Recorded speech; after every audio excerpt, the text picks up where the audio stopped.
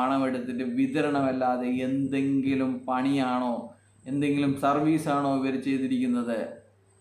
കഴിഞ്ഞ ദിവസം ഇവര് കപിലൻ അസോസിയേറ്റ്സ്, തമിഴ്നാട്ടിൽ ഒരുപാട് ആൾക്കാരെ പറ്റിച്ച് കോടികൾ ഉണ്ടാക്കിയ കപിലൻ അസോസിയേറ്റ്സ് എന്ന് പറയുന്നത് പിന്നിലൂടെ നടപടികൾ എന്ന് പറയുന്ന ഗ്രൂപ്പിലെ ഒരു വീഡിയോ ഷെയർ ചെയ്തു.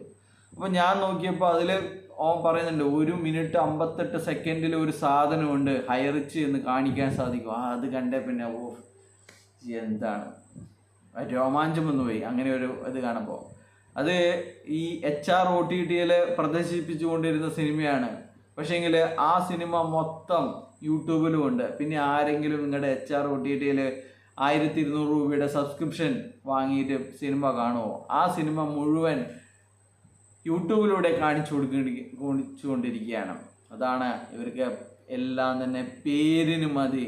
അതിനെ ഒന്നും തന്നെ പ്രാവർത്തികമാക്കാനോ അത് വിജയിപ്പിക്കാനോ ഒരു തരത്തിലുള്ള താല്പര്യവും ഇവർക്ക് ഉണ്ടായിരുന്നില്ല എന്നുള്ളതാണ്. എല്ലാം പേരിന്, ഒരു OTT പ്ലാറ്റ്ഫോം പേരിന്, സൂപ്പർ മാർക്കറ്റുകൾ പേരിന്, സപ്ലൈ ഇല്ലാത്ത സൂപ്പർ മാർക്കറ്റുകൾ, പിക്കപ്പ് വാൻ, അതിൻ്റെ പ്രവർത്തിക്കാത്ത പിക്കപ്പ് വാൻ കാണിച്ചിട്ട് ഇതാ നമുക്ക് ഇത്രയും പിക്കപ്പ് വാൻ ഉണ്ട്, നമുക്ക് പെട്ടി ഓട്ടോറിക്ഷയുണ്ട്, അങ്ങനെയുള്ള കാര്യങ്ങൾ വെറുതെ കാണിച്ചിട്ട് ആൾക്കാരെ പറ്റിച്ചു കൊണ്ടിരിക്കുകയായിരുന്നു ഈ കമ്പനി എന്ന് പറയുന്നത്.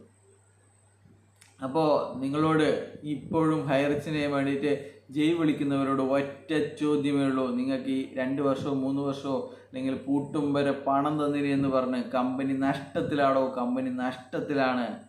കമ്പനിയുടെ ബാലൻസ് ഷീറ്റിൽ പറഞ്ഞിരിക്കുന്നത് കമ്പനി നഷ്ടത്തിലാണ്. കമ്പനി പ്രതാപൻ